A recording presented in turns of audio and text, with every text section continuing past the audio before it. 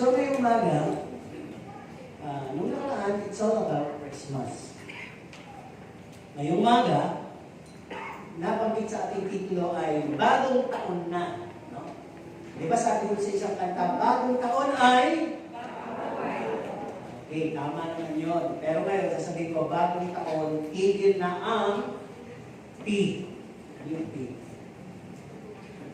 Sabihin ko si Pastor, masyadong tigil ng puto ka ba? Sila nakabili niya na ng paputo. Okay lang yun kasi hilig naman yun, di ba? Walang basagaran trip. Pero hoping na hindi naman yung ilubos lahat sa kapit. Meron naman tayong pwedeng gawing pampaingay. Ang pinakamagandang ingay ay yung pagpupuri sa Diyos. Ayan po ba? Purihin niyo ang Diyos in the midst na nagpapalit ang taon. Sabi nga, di ba, isang awit, pag pinupuri ko siya, kumikilo siya ako nagpupuri ka. So habang nagpupuri ka mamaya na magpapalit ang taon, kikilos ang Diyos. Uutusan ang mga banal na anghel para sa buong isang taon ng 2024 na ikaw ay patnubayan, proteksyonan, alagaan, biyayaan. Yan po ba? Huwag niyo kalimutan yan. Ano po? Okay. So, ang ating pong talata, bilang pagtatapos ng taon, sabi ko nga kayo pinagkatiwala sa akin ang Panginoon bilang kanyang tupa at ang Panginoon ng pastor natin lahat at ako naman ang pastor ng lokal na iglesia, ay patuloy po ako magpapaalala. At alam ko kung kayo po ay Bible reader, lahat naman kayo makaka-serve natin. Hindi po ako humihingi ng excuse sa magiging sermon ngayon. Sapagkat ulitin ko, ito po yung paalala. Paalala. Ito po. At sabi ng gano'n, ang isang hardin na lagi mong ginugupitan, gumaya po, gumaganda. Yung ba yung alaga? Di ba habang pag-unang gupit mo, parang napaanot yata. Pero maya-maya, pagka mga ilang araw na, lalabas na yung mga pangalawang dahon doon sa pinagputulan, maganda na yung tubo. Tama? Matatakpan yung mga medyo napanot, gaganda na siya. No? Nagkakahubo. So, ganun din po tayo. Kinakayasan tayo ng salita ng Diyos palagi. Once in a while. Sabi nga natin, once in a while. No? Kahit papalo. Alam po ba ninyo, dito sa talata natin babasahin na lang po niyo sa bahay, 2 Corinthians chapter 12, kung maaari buong kapitulo, ano po, ay makikita po natin si Pablo, meron siyang pangambay, meron siyang kabalisahan. Bakit? Sa dami ng kanyang pinupuntahan, binibisita, sinusulatan ng mga iglesia, pagka pupunta siya sa isang lugar na naman, makakabalita siya ng mga argumento, mga issue, mga negative attitude. Kaya, ito yung kanyang sinabi sa ating talata sa 2 Corinthians 12, 20, 21. No? At hindi ko naman po kinuha lahat. Inaraphrase ko lang. No? At ang 2 Corinthians 5, 17. Ang sabi po dito sa 2 Corinthians 12, 20, 21, marami lang po nga kinuha. Ang sabi ni Pablo, baka matagpuan ko'y pag-aaway-away, pag-iingitan, pagchichismisan, pagmamataas, at kaguluhan. Di ba? Bago natin iwan yung taon, lahat ng iglesia, noon, panahon pa ni Pablo hanggang ngayon, issue yan. Amen po ba? Kaya yun yung kanyang pangamba. Para ba, nasa yung napakaraming turo, nasa yung napakaraming paalala. Kaya, patuloy tayo papaalala. At ang 2 Corinthians 5:17, sabi, sino mang na kay Kristo ay isa ng bago, nilalang. Ang mga bagay na luma ay pawang nagsilipas na at pawang napalitan ng mga bago. Kaya napakagandang bagay, no? Ang sabi na, bibigay ko na yung pre-conclusion natin. Ang sabi dito, to remove bad habit, it must be replaced with something good and godly. Kung walang kapalit, natatandaan yung talata na aalis yung kaaway. Pag tinaboy mo yan, pupunta yan sa lupa. At kapag ka nainip doon, babalik doon sa tahanan kung saan siya kinalayas. At kapag nakatagpuan niya o nasumpungan niya na yung bahay na kanyang nilisan ay bakante, walang pangyayari, walang pumalit na nag-aalaga, nag-ahari doon, babalik siya. At pagbalik niya, hindi lang po siya, may kasama siya, 7. Kaya, kung natabo yung kasamaan at hindi napalitan ng kabutihan, babalik yung kasamaan ng makapito. Parang gano'n, masasama pa. So bukas, o mamaya-maya ay 2024 na. At panibagong taon na naman ng hamon. No? At paglakad na may pananampalataya kasama si Kristo. Naisip ko ba ninyo yun? Yung mga nakaraang taon o itong taon na to, di ba may mga challenges lagi? Hindi pwedeng wala. Ang hirap lumakad na hinahamon ka na wala kang katuwang. Sabihin na natin, nandun yung pamilya mo, nandun yung kaibigan mo, pera mo, o kung sino mang tao, sino mang pwede mong sandalan, pero hindi sapat yun. No? At the end of the line, masasabi mo, ang Diyos pa rin yung talagang tumulong sa'yo. Sapagkat pangako niya yung sa 2 Corinthians 10:13, ano po? Walang pagsubok ang dindi sa'yo na hindi mo malulusutan o malalagpasan. Sakaling makulong ka, siya mismo ang maglalabas sa'yo sa pagkakakulong yun. Kaya napakahalagang bagay naman naman po natin. No? With our resolutions, wish na mangyari sa papasok na taon, sabi nila, we're striving for a change. Pero sasabihin ko po sa inyo, we cannot guarantee na yung resolution ng bawat tao, kaya nasabi, New Year's resolution. Magaling lang tayo sa bago. Siguro, magagawa mo siguro sa kalahating taon o kalahating buwan ng January 2024. Pagkaso, balik ka na naman sa dati, di ba? Parang ano rin yan mga damit, sapatos, magaling ka lang sa bago. Di ba? Nakakita ko, tao magaling, bago yung bisikleta, panay ang punas, makailang buwan, ang putik na hindi na nililinis. Ano po? Siyempre, pagbago talaga. So parang ganun, kapapasok ng bagong taon, na-observe mo ba yung tinatawag na pagbabago ng buhay? Gusto ko nang bumait. Kasi sa pagpupo sa inyo, tama yung sinabi, gusto kong bumait, pero hindi ko nagawa. Bakit? Ang sabi nga po dito, man's attempt to change himself, his character, is impossible. Hindi mo kayang baguhin ang sarili mo. Kung nakapagbago ka, nabago ka, it is through the mercy and the power of Jesus. Yun ang kailangan natin para mabago tayo talaga. Yung habang ng Diyos, nang naligtas tayo, hindi naman instant kagad mababago ka. No? Day after day, from glory to glory, nababago ka. Yung percent ng pagsisinungaling mo, yung percent ng pandaraya mo, yung percent ng lahat ng kasamaan mo, unti-unting nababawasan at napapalitan ng 100% godly. No? So wala pang nakakaabot halos doon. Pero sabi nga, magandang pangako sa Pilipos 1:6 na, siya nagsimula ng isang mabuting bagay sa atin, siya rin ang magtatapos nito. Pero huwag po ninyong gagawin, ubaya na. Katulad ng mga panalangin, Panginoon, maliban na pagbuhin ko ko, saka lang ako mababago. Maliban na buksan mo ang puso ko, saka lang mabubuksan. Ay, magkaroon po tayo ng faith. Ano po? Huwag lang basta reliance. So, hindi din ang kailangan, meron din po tayo action. Kaya masabi dito, with the Holy Spirit, no? At yung conviction niya, plus the salvation, mercy, and graces from the Lord, araw-araw matututo po tayo mabago. Hindi lang basta New Year's resolution. Kaya, looking back at the past years, tignan natin, naobserbahan po ba nyo sa inyong buhay Kristiyano kung may nabago na? Hindi man kayo sumagot, may nabago po. Bawat araw may nababago. Di ba, ngayon itim ang buhok mo, bukas may puti na yan. Ito yan. Ngayon makinis ka, banat ka, bukas, pulubot na. Araw-araw may nababago. Araw-araw may nalalaglag na buhok. Araw-araw may tumutubo. Di ba, pagka ikaw ay bata, unti pa buhok mo, may tumutubo, araw-araw mas marami. Pero pag ikaw ay tumatanda, mas maraming nalalaglag, iilan na lang yung tumutubo. Ano po? May nababago araw-araw. So napakaliit na bagay lang yun. Pero sabi nga dito, nakita mo na ba of what you are becoming? Ikaw ba ay nagiging mabuti o nagiging masama? Ano yun? Sapagkat sabi na sa huling panahon tayo. At sa huling panahon, sabi, ang mga banal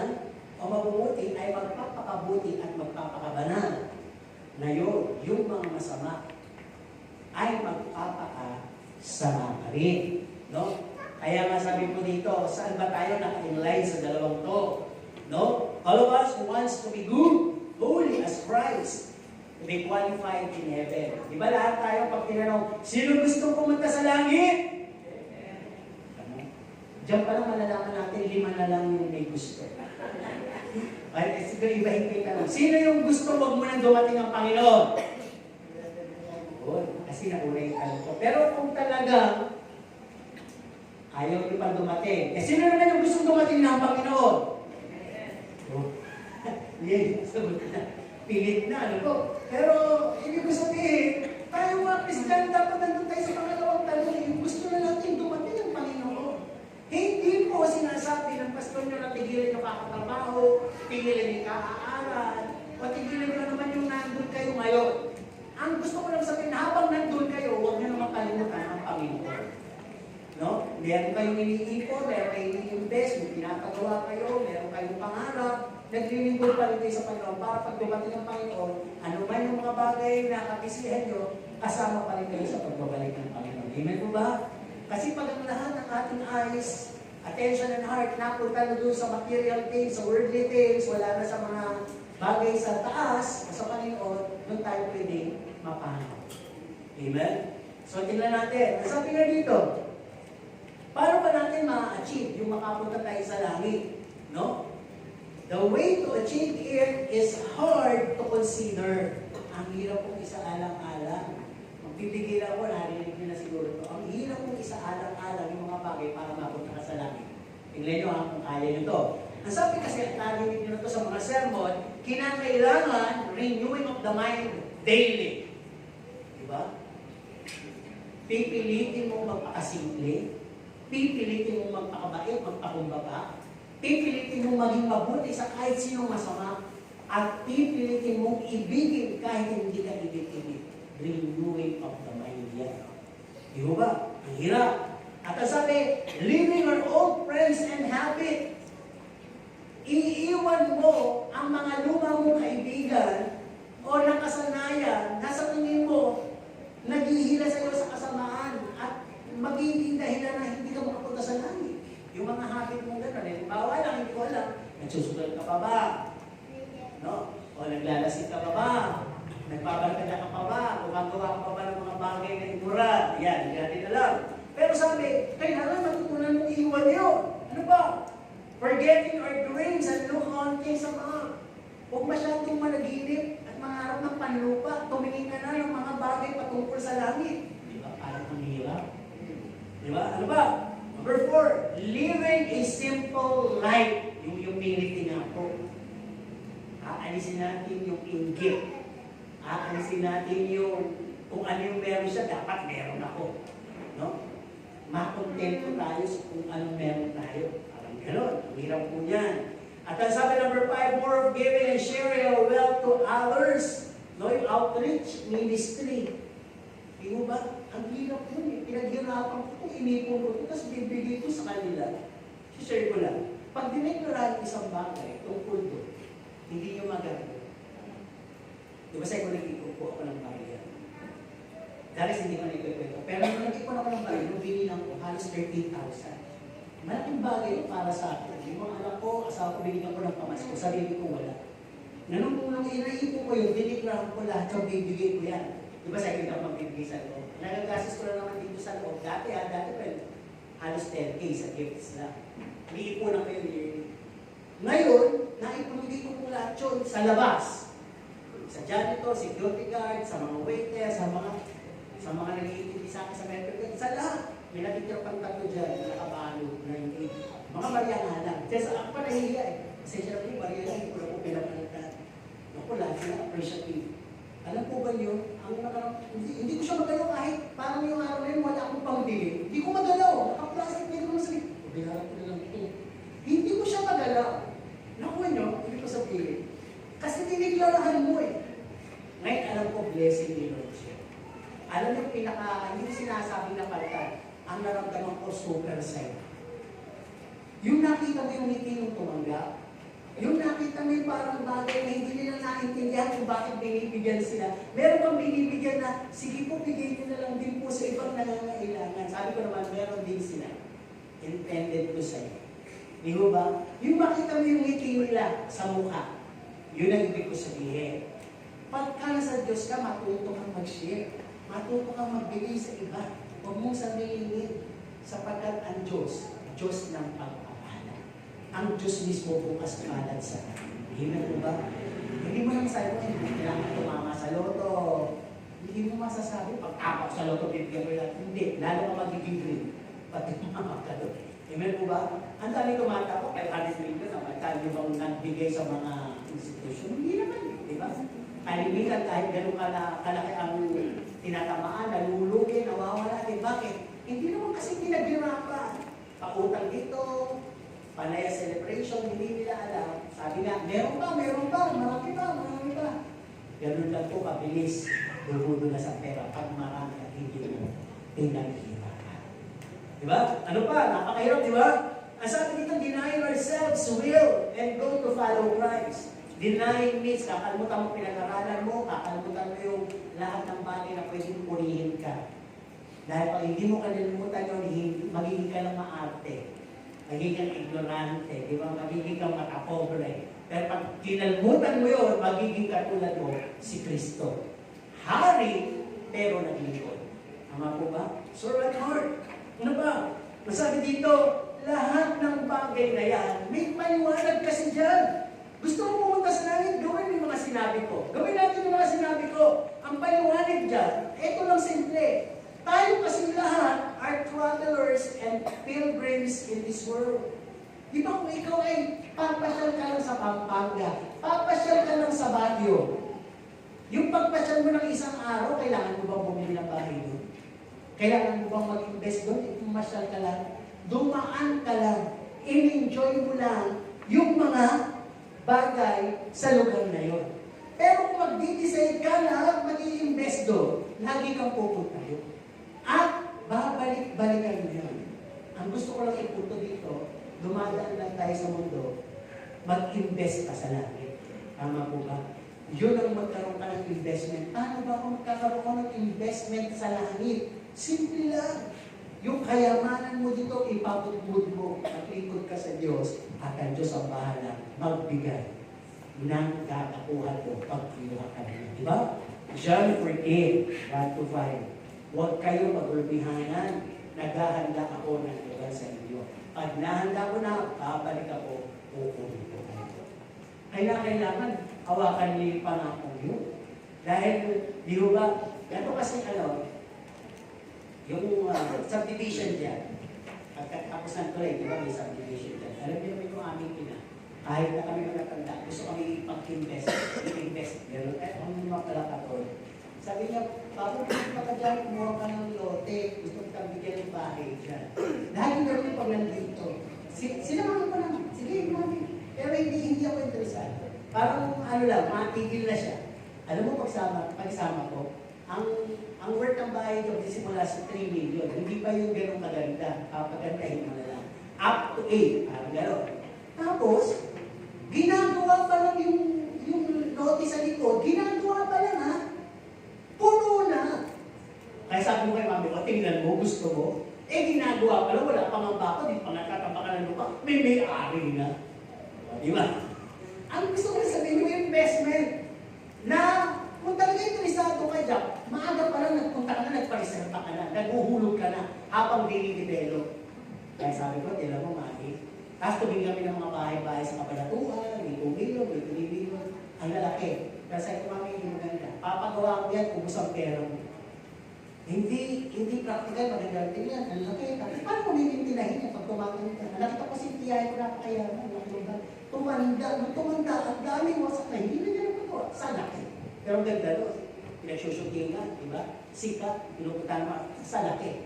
Pero nung tumanda, siksuin mo ng mga anak, hindi naman, mayayaman din naman. Pero nangyari sa bahay, parang malakas din yung bahay, naging haunted house. Di ba? So gano'n, hindi practical. Maraming artista mayaman, biglaan, ang lalaki ng bahay. Tapos nakita mo, nabita mo, kakalito na lang. Bakit? Ininvest nila sa lahat sa panlupa.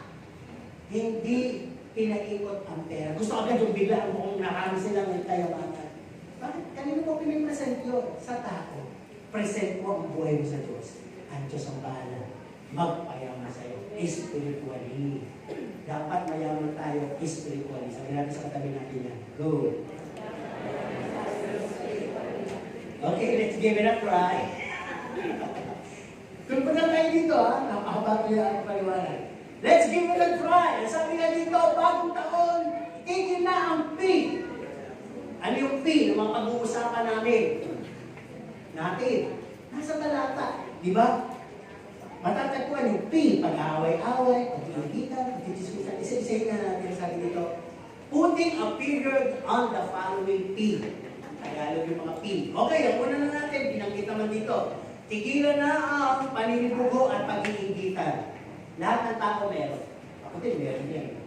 Pero, meron yung level, may extreme. Yung sobrang na yung pagkaingit. At meron naman yung kaya niyang kontrolin.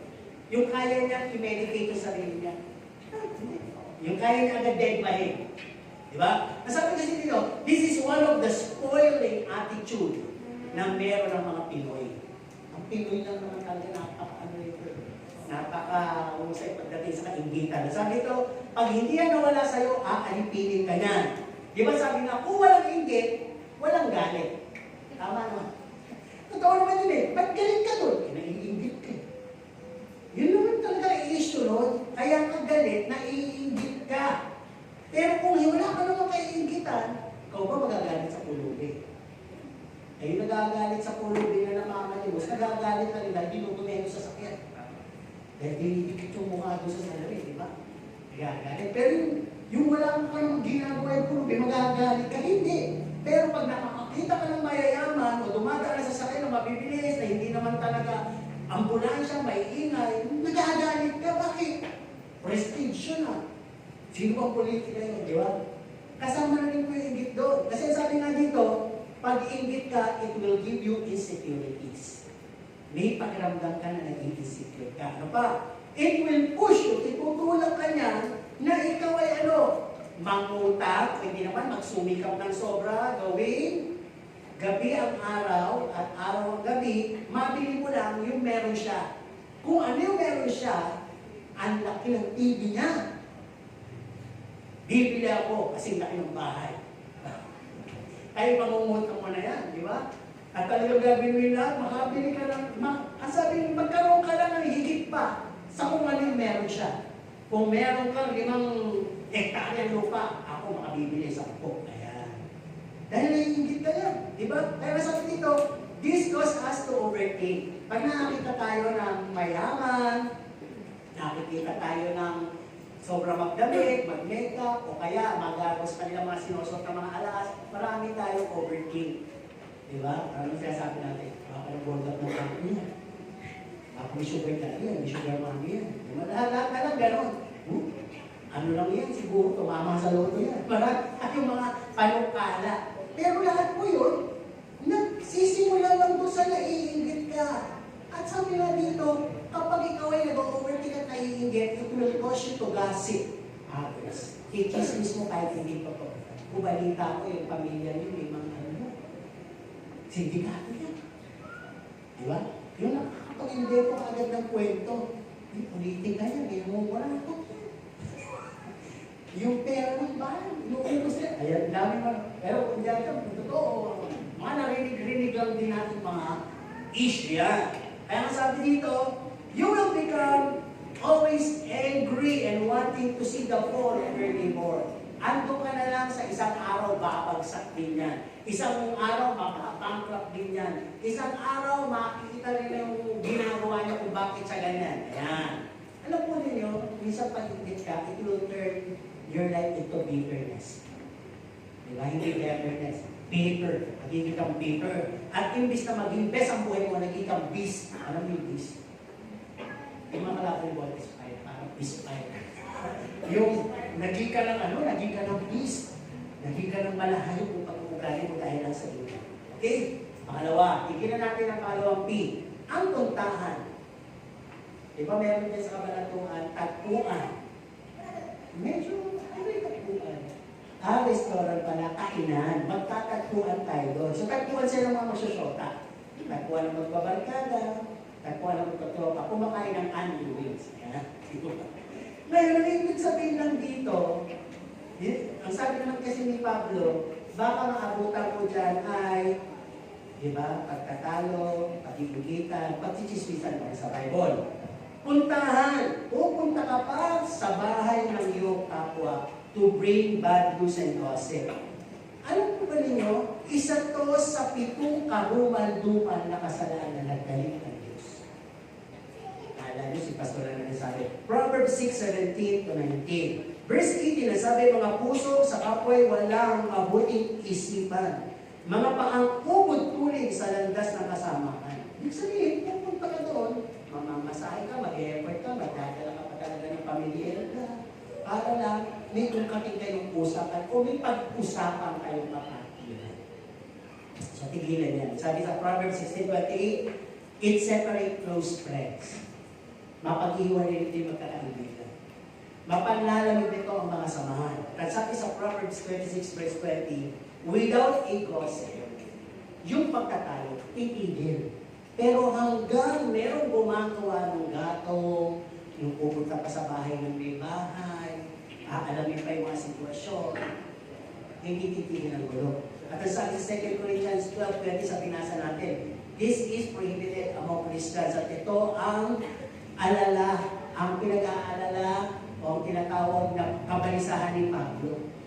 Parang ang tagal ko nang natututo. So, issue ko pala ito. Noon pa. Panahon pa ni Pablo sa iglesia. No? Hanggang ngayon, issue pa rin yan. Ang sabi dito may hamon, why don't we spread good news and gospel instead of gossip? Diba? Yun na lang i-spread natin. Pumunta ka doon, sige, Bible study kayo. Siguro doon yung Bible study. Mamaya naman may kahawig sa Bible study yung na-question nyo, napag-share nyo, napunta na naman kayo sa buhay ng may buhay. Ay, katulad si Sakeo, maglalakay. Ay, ito yung kapatid natin. Ayan, napunta na naman kayo doon. Itigilan na yan. No? Ang sabi dito talagang mag-aralan kayo, yun ang gawin ninyo at pagsasaluhan ninyo ang mabuting gawa. Di ba sabi ko, if there is something noble, mas piliin mo na pagsimulan ka ng mabuting bagay. Hindi ng bagay na gulo. Wala po yung chismis kasi, sabihin natin hindi, parang nagbibigay ka ng pagkain gulo. At syempre, pag ang bibigyan mo hindi sanay sa gulo, hindi yan tatanggal. Pero pag ang pagbibigyan mo ay sanay kumain ng panis at gulo, tatangkilikin yan. Hindi natin natin yung mga nagpagpag, kumuha ng pagpag. Di ba sa kanila, wala kasi silang mga ideya. Okay na sa kanila yung pagpag. Pagpagin lang na ipilit ko nila, balik ko na uli yun. So parang pag ikaw ay mahilig sa chismis, okay na siya yung may umi na konti. Pwede pa yan. Sige, tatanggapin ko yan. Ayan. Kaya tinong po natin mabuti ang ating kalugaran ng po, tigilan ang puntahan. No, dahil may kapupuntahan hindi maganda. Pangatlo, tigilan ang pagmamataas at pagyayabang. Kasi minsan, dahil sa meron ka ng attain, meron ka success, may na-acquire kang property, nakapagpundal ka, nakagain ka ng posisyon, nanalo ka sa posisyon, sa politika, whatever, o may beauty possess ka, sumali ka sa budget, nanalo ka kaya, at may malaki kang pamilya na lahat successful, ang lami mong koneksyon sa politika, sa kung saan-saan, at matalino ka pa. Kasabi yung lahat ng yun, ay hindi nagbibigay sa'yo ng karapatan at lisensya para magyabang. Tandaan niyo, hindi po yun lisensya para magyabang tayo o magmalaki. Ang sabi po dito, yung lahat ng bagay na yun ay hindi po kalugod-lugod sa harap ng Panginoon. Dahil ang Panginoon bilang Kristiyano, kababaan ang kanyang buhay, kababaan din po ang kailangan natin sundin sa buhay natin. Kung tayo po ay may success, maraming property, may posisyon, may kagandahan pa, may malaking pamilya, koneksyon, matalino pa, magpasalamat natin sa Panginoon. Gamitin natin sa mas mabuti. Sa magandang legacy, may iwan natin. Di ba? Di ba? Nakakilita kasi ako ng usapan gano'n. Kaya nang mayroon, may pagyayabang naman kasi. May yaman na, may ganda pa, dami pang kapila, may posisyon pa. Nasa kanya ng lahat. Di ba pag gano'n kasi minsan, hindi natin alam, na yung money, wealth, position, everything can transform you, your character, that you would become a matapobre, mapamintas, madamot, mapangaas, matapang, at manhid. Gusto po ba natin mangyari sa atin yung mga yan? Di ba hindi? Kaya tigilan natin. Sabi ko, tigilan na yung pagmamataas at pag-iwala. Pang-apat na putulungan ng head. Tigilan na ang putakan. Di ba may putukan? Putakan. Sino nagpuputakan? Wala na ginawa. Maga pa lang.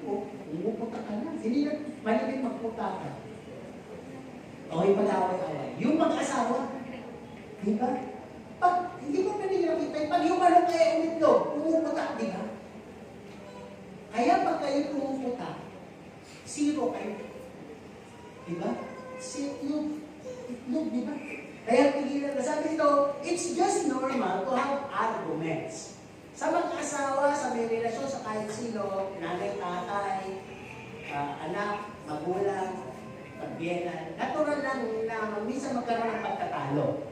Pero sabi dito, huwag ninyong hayaan na yung pagtatalo yan, tugubihan na magpatakas tayo ng tutak o ng boses, magkasakitan na kayo, maghamon na kayo hanggang magkahiwa-iwalay kayo.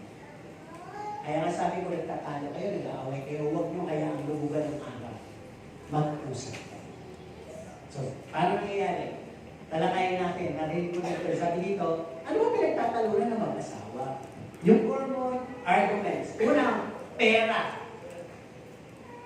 Mahirap, mayaman, nagtatalo sa pera.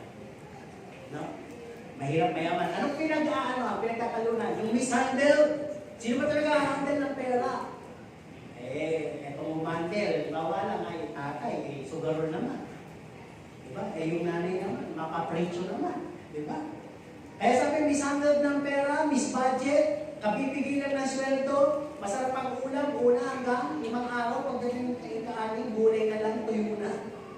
Di ba bakit? Nang mali ang pagbabudget, noodles na lang sa huling-huli, bago huli yung sweldo, sabaw na lang. Pinakulong ang medyas, o kaya, may lasa din daw yun no? Nag-overspend ka! Nag-overspend kayo ng mas mataas na yung ginagastos sa sinesweldo nyo pareho, sinesweldo ng isa. O kaya naman, hindi natin alam, si Mrs. pala, o may Shopee, may Lazada. O kaya naman dahil hindi nakasaan pera at sweldo, nakapag-transaksyon. No? Umorder na appliances, na furniture, na hulugan. Na hindi naman hindi pinag-usapang mag-asawa, so sila ang budget nila. Diba? Nagpaplano pala na magpatamos ang ilong. Nagpaplano pala ng pampaganda kung ano-ano mga bagay. Iniisip, ano po? May mga unwanted payments at wala kayong naipot, pinagtatalungan niya. Kaya kinakailangan nag-uusap kayo dyan. Nasabi nga gano'n, no? At least may 20% kayong savings. No? Tapos yung 70, doon nyo lang kukunin lahat yung gastos ninyo. Yung 10% emergency pa raw yun. O yung 30%. Hanggang hindi ko masyadong na-clearance. Pero, ang sabi niya, ano pa pinagtatalunan? Oras! Overworking! Pwedeng pareho at pwedeng isa lang. No? Yung inyong time, wala ng kalidad. Wala ng quality. Uuwi yung lalaki pagod, uuwi yung babae pagod din. No? Ang sabi mo dito, don't make time. Kasi yung making, madali lang din bawiin yung, di ba gagawa ka, tapos babawiin. Kaya sabi dito, instead of making, find a time to be with your family. Paghanap ka talaga ng oras. Hindi pwedeng gagawa ka lang ng oras. Gawa-gawa mo lang yun. Kaya sabi dito, pagka oras sa pinag-usapan, sabi ko nga kanina, yung araw ginagawang gabi, gising ka tulog ka sa umaga, gising ka sa gabi. Diba? Tapos sabi dito, na-abuse mo yung health mo. Nagpupuyat ka masyado, it pays off. Tatanda ka, papangit ka, makakalbo ka, mababaw ka. Maraming pwede mangyari sa'yo sa kakapuyat mo. Ano pa? Skipping your meals. Hindi ka na kumakain, it pays off. Papangit ka, papayat ka, magkakausap ka. Lahat mangyayari sa'yo. Kaya sabi, no time management, pinagtatalunan. Kaya pag ganon, everyone, the miss or the mister or the children, madidevelop ninyo yung procrastination. Dahil wala kayo set up manage time. Bukas na, saka na lang. Ayan. Hanggang walang kainat-nan, it will affect their behavior. Pareho kayo, warpre. Alam niyo yung warpre? Magagalitin kayo, konting kibot. Galit kayo dahil nga lagi kayo puyatang wala kayong oras. At mostly, cancelled ang time na pinlano mo sa pamilya mo. Nagplano kayo mag-outing, hindi mo na plano yung oras, wala kang libro, wala kang logbook, meron ka pa lang kakausapin, may pupunta. Saka na yung outing. Kakasaka mo, ayaw na maniwala ng mga kapamilya mo. So, kinagtatalo na yan. Sa bata, ganun din. Alam ba ninyo? Dinaanan din namin yung pagkatalo sa pag-aalaga ng bata. Yung racist system, discipline. Yung tatay pwede disciplinaryan, yung nanay hindi. Pwede naman pala yung disciplinaryan. Umover naman, ano po? So may training dyan lahat. Tapos pagka hindi mo na gugustuhan, dahil ka sa biyanan mo, may character pointing ka, manang-manak ka talaga sa lola mo. Manang-manak ka. Paparinig mo pa sa asawa, manang-manak ka sa lahi ng asawa ng nanay mo. Lahi namin hindi ganyan. Yan. Mali po yun. Pagtatalunan ninyo lagi sa harap pa talaga ng bata. At may mga neglecting responsibilities. No? Ginawa na ni nanay niya na, ayaw naman gawin ng tatay yung kanya. At ito pa, pinagtatalunan din, immediate family. Yung hinahayaan mo, na yung iyong pamilya, i-criticize yung asawa mo. Kayo na kayo mag-asawa eh. Bumukod na nga kayo eh. Kaya pinabubukod kasi may makingera. Sasabihin nung mga kapatid na asawa mo, siyempre, mahal na mahal yung asawa mo. Eh, hindi ko siya marunong magluto, nag-aaral na. Eh, kayo dahil naman po kayong magluto. Diba? Nakapag-relero kayo ng mga dinosaur, mga yan. Nagagawa niyo yung lahat ng mga imposibleng luto. Pero yun lang mga asawa mo, hindi. Kaya sabi ng asawa mo, ano ba may asawa mo? Yung sinigang, lasang adobo. Yan na. Yung adobo naman, lasang pakbit. Yung may mga di ba dapat na lalo kang bumili? Kasi lahat na sinigang isa lang ang lasa. Pero yung asawa mo, nakapag-magic, sinigang pa to. Pero ang lasa, adobo. Di ba? Pinang-asin niya yung tono. Kaya hanaan mo. Ibig sabihin, minsan naman, tutulong ka sa pamilya mo ng lihim sa asawa mo. Nagsisinungaling ka. Saan ang punta yung pera natin? Pinagtulong mo pala. Eh, matandal yung isang member of the family. Ikinuwento pala. O, diba? Diyan mga pinagtatalunan. At sabi may pagtatalo rin kapag kayo, utang ka, pag hindi pa rin kayo, nag-asawa na kayo, itong si lalaki, barkador pa rin, si babae, watsera pa din, yung anak, bata-batuta, may buta, walang salawa, matuse, tapos yung tatay, nasasugalan, yung nanay, na ganun din, nasiyan, whatever. Hindi makalimutan yung buhay pagkabinata, habit na rin yan. Selfish habit niya, pinagtatalunan niya. Kaya tigilan na po yan. Ngayon, anong nagiging common solution? Anong ginagawa? Ano sabi sa Bible? Di ba naririnig natin ito? Pag mainit yung isa, dapat malamig yung isa. Pag maingay yung isa, dapat tahimik yung isa. Pero ang ginagawa di ba? Pag maingay si Mrs., lalayasan. Aalis muna. Pero mali pala yun. Yung pala ay ating mga mali pamamaraan. No? Kaya imbis na magawa ka tayo, diba? Kaya anong nangyayari? Wala kayong pinag-usapan. Hindi nyo nangyari.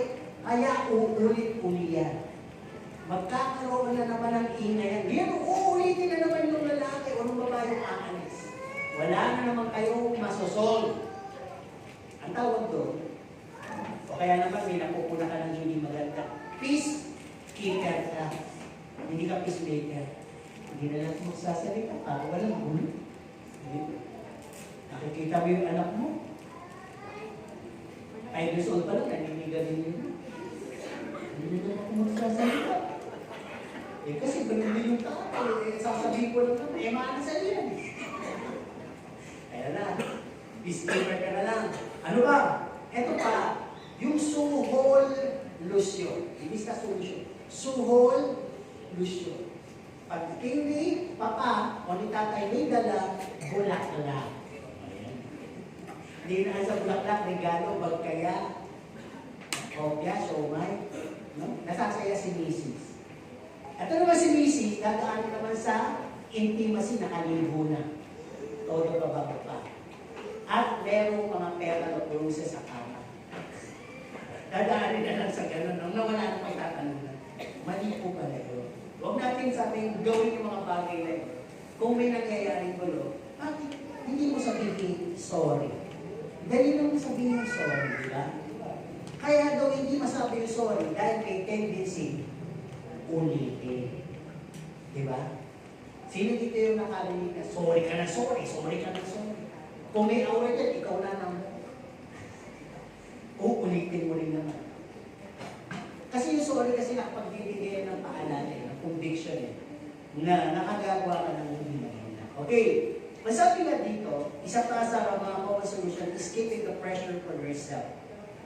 Di ba sabi nga ganyan, sa kapunuan ng puso sasabi. Yung nagtitintin ka, ba't hindi mo sabihin yung hindi mo gusto? Iniipon mo. Baka magulat yung pagsasalitaan mo, asawa mo kaya, o anak mo na. Ako na pala ang hihilihan. Buwan o oras na. Ganun mo na pala siya nakikita. Yun ang pala ang dating niya sa'yo. Ngayon mo lang pinasama. Di ba napakalaking gulo? Di ba?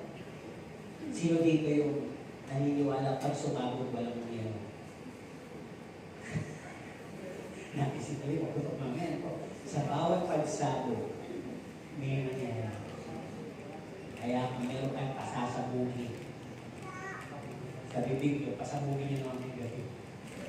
Bago pumasok ang 2020. No? Yung galit kaya nyo, solusyonan nyo na. O yung mga pagkakampuan ninyo, solusyonan nyo na mamaya. Okay, huwag yung daan sa patok na literal. Okay, paklima. Puntukan natin yung tinatawag na pabebe. Alam mo yung pabebe? Yung para bang attitude problem to eh. Yung tinatawag na may tantrums ka. Para bang nanak. Yung sensitive ka. Yung mali yung pagkakasensitive mo. Pag pumapasok sa church, hindi sa sensitivity mo ay kumikilis bang Holy Spirit? Ay, yung mensahe ng kanta mo, talagang minit yung aking katanungan. Ay, yung mensahe, may mga napatiyaw doon sa tanong ko. Ay, yung kapatid na yun, mukhang, eto lang nga yung sasabi ng Lord ako, ayan. May mga ganun na tayo, sensitivity, good sensitivity from the Holy Spirit. Dapat yun ang matutunan natin. Kaya lang sabi nga, pag ikaw ay pabebe at immature, sensitive at raw code ka, ang tawag doon, pabiktim. Sabi nga natin, pabiktim. Nakakita na po ba kayo ng pabiktim na tao? Nakakita ba kayo ng pabiktim? Di ba sa palabas, minsan hindi mo ba inaano? Ay, sinaktan ako. Ha? Di ba? Kaya palagitin mo lang, nagsumbong na. Yun yung pabiktim, literal na example. So dito, sa church na nangyayari yan. Para kung lahat na lang ng sermon, hindi mo pa ka naririnig, nasa isip mo na agad. Matatamaan na naman ako na.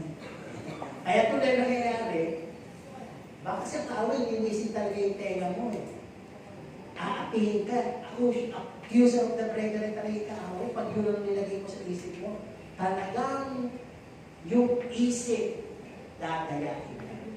Kaawin gagawin yun. No? Magiging malabo ka agad sa'yo. Sabi, lahat na lang, nakakita ka lang nag-uusap, pinapatingin sa'yo, nag-uusap sila, natawa. Tukutuwa mo na ito. Pinag-uusapan ako. Pinipintas ko siguro mo na ito. Ayan. Ito naman yun. O, lahat na lang. Nang pumupuna sa'yo. Siyempre, pinupuna ka. Gandulog na ito. Nilolo ko lang ako nito. Ang pangit ang ganito. Nakapin ako sa church na yan. Saan ka yung lulugar? Kaya sabi nga, maganda na yung tahimik na lang. Hindi ako nakakausap. Hindi mo na kinausap, hindi mo na pinasin. May issue pa rin. Ayan ang mahirap pagpabiktim. Paalala lang ito tumatanda na tayo. Pero hindi tayo natututo. Pag tayo ay immature, ito ang mga gusto mo. Gusto mo, lagi kang pinagbibigyan. Lagi kang inuunawa, lagi kang inuuna, laging pinaglilingkuran, binibigyan, inaamo, minamahal. At lagi kang bida, demanding, importante. Kinakailangan, special treatment ka, at kinakailangan, recognize ka, kinakailangan sikat, ikaw lang ang tama, ikaw lang, ikaw na. Di ba? Narinig ko ba yung gano'n? Ikaw na. Yung parang, suko na kami, ikaw na. Yung mga kahimik na, di ba minsan nakikipagtalo? Ang pagtatalo kasi hindi yan, titigan hanggang hindi natatalo. Kaya kayo nagtatalo. Dahil yung paano kala mo yun, gusto mong manalo. Kaya pagka napingin na sa'yo, nagsawa na, ano sasabihin na? Ikaw na. Diba? Wow. Sabi, lalo na niya, lalo encounter na gano'n. Sa likas, wow. Di ba, totoo naman yan eh. Diba? Kaya, yung po lahat ng sinabi ko na yan, marami pero hindi na po natin aanin pa lahat ng pinag-iginan natin. Sabi, shake it off. Be like Christ. Be like Christ.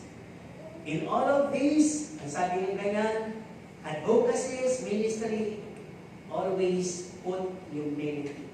Let humility be a witness in your lives, in your ministry. Kaya nasabi ko, paalala ko, kung wala namang nagalit. Pag nagbabasa ng Bible, hindi magagalit. Dahil sa Bible, inulit ko. Pinaliwanag ko lang ako. Pagka nagalit, halatang hindi nagbabasa ng Bible. Kaya huwag magpaalata. Huwag pagtanong, ako ba yun?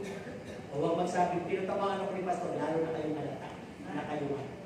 No? Kaya, ibig sabihin, di ba nakita na kayo nung hindi i-channel pa lang sa pero hindi naman tinatamaan. Kasi promosa yung pagkaka-itcha, yung pagkaka-asinta. Walang ganun. Mapera na lang, kunin mo yung punyan at itakat mo sa sarili. Ako yung tinamaan. Ikaw yung nagtakat. Kaya sabi dito, paalala lang ito. Maaaring na direktahan ka ng mga isahin ko. Kung masakit, siguro dahil meron pa tayong karakter na ito. Kaya ka pinapaalala. Sabi, do not escape God's correction. It's hurting, but it's true that will set us free. Ito naman yun. Pero palalayain tayo. No one knows better than ourselves. Hindi tayo at ang Diyos mo. Kaya ano makakawa natin kung sino tayo talaga di ba? Pwede tayo magmaskara, magpapako, pero ang Diyos at tayo lang magkikilala sa ating sarili. Kaya sa huling mga pasalita, sabi ko, there are those long problems. These are long problems of the church. Issues, spiritual sickness. Nung early churches, panong Pablo hanggang ngayon. So walang skip. Lahat pala na nasa loob ng churches, pwede maapektuhan ng ganitong issue, problema, ugali, no? Spiritual sickness, na kailangang pagpagin natin. Kasi sabi ko, that's why we can't leave the hard message not to be preached. Hindi natin pwede iwanan to. Once in a while, sabi mo kanina, dapat naririnig natin yung paanan. Tigilan natin yan. Tantanan na natin yan. No? So, reminder and conviction of the Holy Spirit will help a lot. Pray glorious church without spot and wrinkle. Natatawa ko nung pag naririnig ko yung glorious church without spot and wrinkle. Nung nag-sink in sa aking kaisipan, revelation, kaya pala gano'n, yung church na pala bright, mauunawaan ito ng kinasal. Yung kinakasal, di ba ang bida doon yung babae? Hindi naman yun natin. Yung babae. Yung pinaka-sentro ng pag-uusapan natin nila, yung babae. Yung gown niya, yung motive niya, yung paano, yung mga sequence nila dito, yung mga bato, di ba? Pero yung pinagagamit sa atin ng Panginoon, pinapreserve yung damit na yun, na without spot and wrinkle. Walang mancha, walang pulbo. So, it's more than a garment. It means our character. Kaya, ang Diyos ang tumutulong na mabuild din sa atin yung glorious appearance sa kalampapakasalan ng Diyos. Yung church kapag walang spot and wrinkle. Sinabi ko na kanina, to remove bad habit, it must be replaced with something good and godly. Na-absorb ko ba ninyo yung mensahe? Well, Happy New Year sa atin, ha? May we have this prosperous whole year round of 2024. Be a good blessing, be of good health, and less of a problem and solution to every challenges, no? Or courageousness to every challenge in our lives ay ating pong kasamang Panginoon. Just walk with faith.